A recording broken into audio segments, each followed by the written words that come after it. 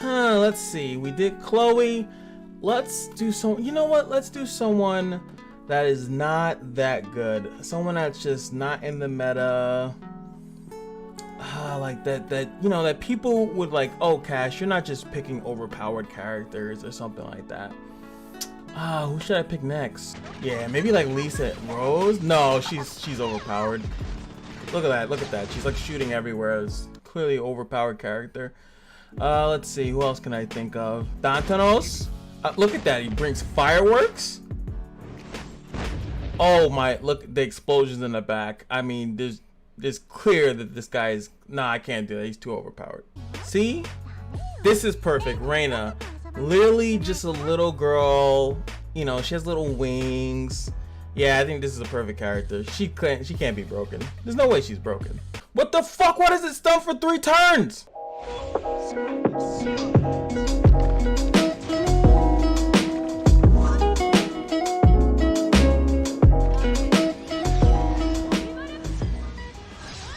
What is going on, guys? It is your boy Cash, and we are here today to discuss the clearly talked about Reina. She is super boof. She is really strong. She is, I've encountered her, and I'm sure you have too. So I thought, why not discuss her? Why not talk about her? But this character is very strong, and what makes her strong is if we go and start on these lovely base stats. Now, this is what's gonna piss a lot of people off. If you didn't know why you were losing or why this character was going first and getting the S2 off so quickly, it is because of this speed. Look at this speed, 112 attack speed.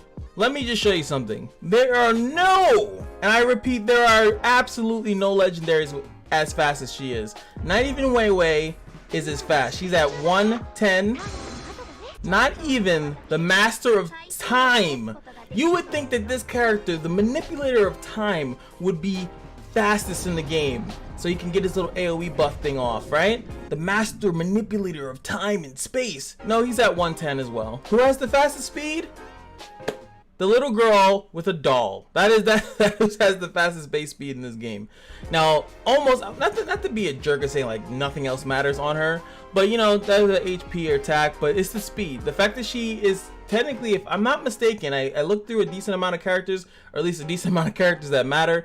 She's gonna be going first if there's no manipulation of attack speed through gear. There are no things that give attack speed as far as like gear, like specifically. I know that there is some that I'll go over a little bit later, but there is no thing like outside of you just getting some good rolls that are gonna get you to outspeed her. If you have everyone on some random gear, she's gonna still go first, and that's why you usually see her go first. Her S2 is gonna be landing. So let's just go into that so we get a better picture of what's going on. So boom, we have the S1 here, the normal as they call it, and it's just a damage thing. Nothing crazy happens as you level this up.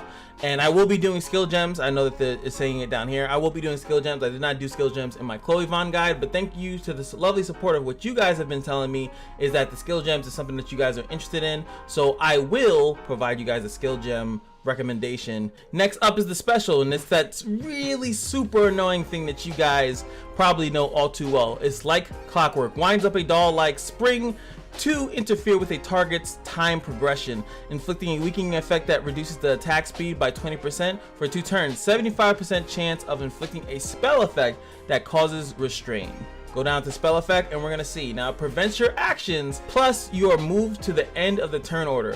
Why is that so strong? Because not only are you put back, you are slowed. Let's go back to that, you know. You are slowed, 20% slowed. You know, this is base. Let's pump it up so we get a more realistic, because this is what you're more likely dealing with, is that you are going to be slowed by 40%. It is going to be 3 turns for that. And the spell effect is also restrained for 3 turns. So you cannot do anything for 3 turns. And on top of that, you are put to the back. So if you were about to go and get one of those turns done with, guess what? Now you're gonna have to wait all the way till everyone else goes, and then that turn goes, and then that turn goes. That is so strong. It's ridiculous how strong that is. And this is the S2. This only costs 2 souls to do. So that is why you always will see it go off. If they wanted to do a little balancing, I guess maybe they could possibly, you know, make it cost higher, or make it something like Chloe's, that the more souls that it consumes, the better the effect. So if it's low souls, it doesn't have as strong as this, because off jump, if this skill is maxed out of this nature, 75% chance to put you at least to the back of the line and prevent you from attacking. Screw the attack speed thing. This thing is the strongest. So if you can try to dodge that restrain. But that's obviously not what we're talking about here. We're talking about the bear doll help. And so is her favorite bear doll to deal, who cares, to all the enemies. Oh, it's an all attacking? Yes, it's an all attacking, 75% chance of inflicting the physical effect that stuns. And as you saw in the intro, if you level this up, it will actually go down to 3-turn stun. That is insanely nuts. If you could hear the complaints and cries of people of this game, it's because of how strong it is to have such a strong effect. Now let's look at these lovely abilities in game. Here goes the S1, dolly go boom. Pretty much throws a explosive doll, because why not? This is the S2, which you probably see in the beginning around. That lovely little tick thing, and this is the restrain. This is the restrain animation. Then we see here the S3, so you guys can see it in its proper full loveliness. It's time to play.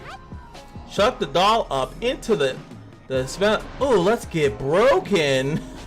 We need to send a couple other characters through that.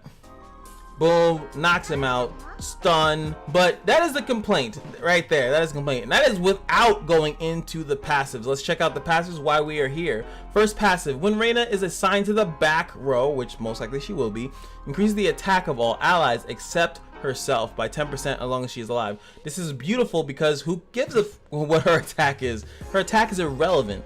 It really is not. So she's there as a debuffer. She is there to stun and restrain. She's probably one of the ones that are doing it the absolute best. You would have thought that her kit was probably of a legendary character, but no, it is of an epic character. Second passive, when an attack lands as a crit, removes one random buff from the target and inflicts a spell effect that causes confuse for 2 turns. So not that you really care about her critting, but you have to keep in mind what confuse does, which I guess I'll back out to show you guys that. So confuse is control of the unit is disabled. Unit sees friends as foes and foes as friends. Funny enough, on top of the fact that she can make you lose 2 to 3 turns depending on how maxed out it is. Obviously you're gonna probably invest if you're looking at this video, or if you just want to screw people's life and add depression to others, you will actually max out the S2 and the S3 being first. Not only that, when she's actually attacking, a skill lands as a crit, she will confuse them, and then all of a sudden, if you confuse the healer might heal your whole team. If you confuse a DPS, they might kill the other team. That is so much debuffing and controlling of the enemy team. It's so ridiculous. 2-turn confuse, 3-turn restrain, 3-turn AoE stun. Are you writing all that down? Because it's stupid. Next up, if it's with my doll, the last passive, getting her up to level 6, and it increases the crit rate by 10% for each debuff inflicted by Reina on all enemies on the battlefield. So the more debuffs that she has out, the more crit rate she's gonna have, which is then gonna go back and synergize with the passive 2. She lands a crit, and then she's removing buffs and then confusing targets. That is how she's supposed to be. Her kit, for all intents and purposes, is really well done. It's really, really good. It's just super strong. He's literally like one of the faster units in the game, if not the fastest. Like I said, I haven't checked every single character in this game, but 112 is amongst the fastest that I've seen. Let's go into the gear. Now the gear was actually the improvement. It's right here on the front page. The corrupt set obtains the soul at the end of every odd numbered turn.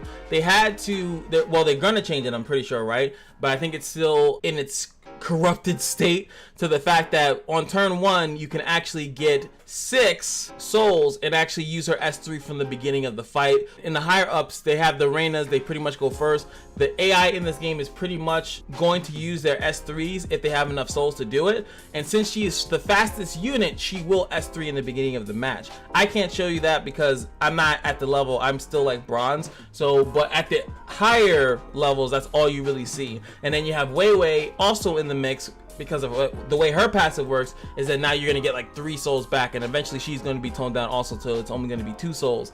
So it's going to be a little hectic for a bit, but that's one of her best sets in the 3 set of the full moon. So you usually want to go with a full moon 3 and then a corrupt S3. I think that's the two best sets that you want to run on her. Go first, drop your debuffs, and then sit there and reap the rewards. Your Reina is going to be mwah, magnifique, and everyone will be crying. That was my best sniffle I can make, just, you know, of the tears of the enemies, because it's annoying. It's super annoying to deal with. Alright, so this is the section of the video where I'm going to actually go over the skill gems. Now that I am a little bit more educated on how the skill gems work, I can actually give you my recommendations. Shout outs to, I think it was Tectone's video on the skill gems, and shout outs to you guys in the community educating me on that you guys actually want skill gem builds. So first thing that I'm going to do is actually go to her skills again. She is the cutest thing, but she's so deadly. But let's go over to the skills first and look at the skill gem set bonuses that you can get. If it's even worth it to just go from the skill gem set, and then we don't even have to talk about any special builds. So for the first skill, it is 5% chance of reducing the target's magic defense, which is not really that good. 5% chance is a little too low for that to actually make a difference, and you don't really care if she's lowering people's magic defense. The S2, you're gonna have the same 5% chance, but it's to lower their max HP, still too low for it to be relevant. And then last but not least, the S3 has the chance to restore 1 soul at a 10% chance, but still not that good. So unfortunately, I do not have this character. I've only received 4-star copies of her. If you guys know the seed issue in the game, I couldn't really keep her just to have her for no reason. Well, not no reason, she's very strong, but I wanted to see if I can get a 6-star version of her by fusion, so that's what I'm waiting for, and then I'll load up my Reina. I do have to go into the skill gems in my inventory so we can explain. So when it comes down to the S1, I would actually put the orange gem on the S1 slot. The reason being is because of how her passives work.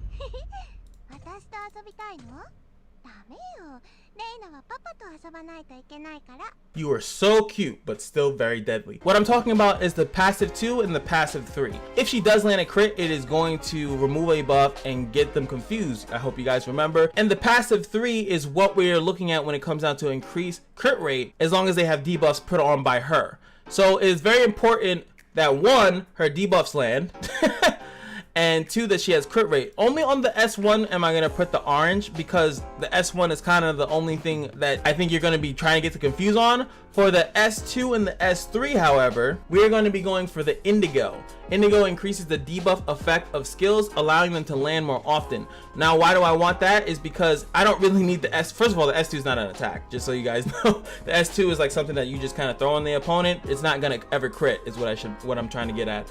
The S3 can crit, but it's only gonna get that increased crit rate after you have already put debuffs on the target. What is more likely to happen is that you S3 the characters, stun them all up, you S2'd someone else beforehand, and then boom, there's so many debuffs that she then puts around, and then you're gonna S1 confuse them and remove the buffs in that manner. That makes more sense to me. I hope that makes sense to you. One thing that I want to do before I get off this video are some potential counters to this character. One of the good counters to Reina is going to be Leskar. His ultimate is an AoE full cleanse. So let's say your team gets hit with the beauty of the S3 and they're all stunned. You can have a Leskar there to remove all the stuns and all the restraints that she done put down on your lonely team. But how do you make sure he doesn't get stunned? You can also give characters the full moon set. Only at the 6-piece set do you reflect debuffs back to the caster. It's a really cheeky way of doing it, but it is another way to actually not take a debuff because you reflect it back. So you can actually reflect back the 3-turn stun towards Reina. All in all, she's a great character. I do hope that they introduce a AoE debuff immunity character that will make the meta a little bit easier, just because of there's a lot of dots, there's a lot of provokes, there's a lot of stuff, and it's kind of hard to stop characters like this because of the fact that she just does what she does, and it's kind of hardish. And even that 50% thing from that one gear set is, it's only 50% chance, so there's a lot of the times that it might not work, and then all of a sudden your whole team is stunned, and then you just kind of lose outright. But let me know in the comment section below what character you guys would like me to do next. I hope this guy was very informative and fun, and hope you had a couple good laughs, and I hope you enjoyed. If you did, like, comment, and subscribe. You're not a YouTuber unless you ask, baby. You gotta ask. Anyway, remember, every day at the Kashino is your lucky day, and I'll see you guys in the next video. Peace.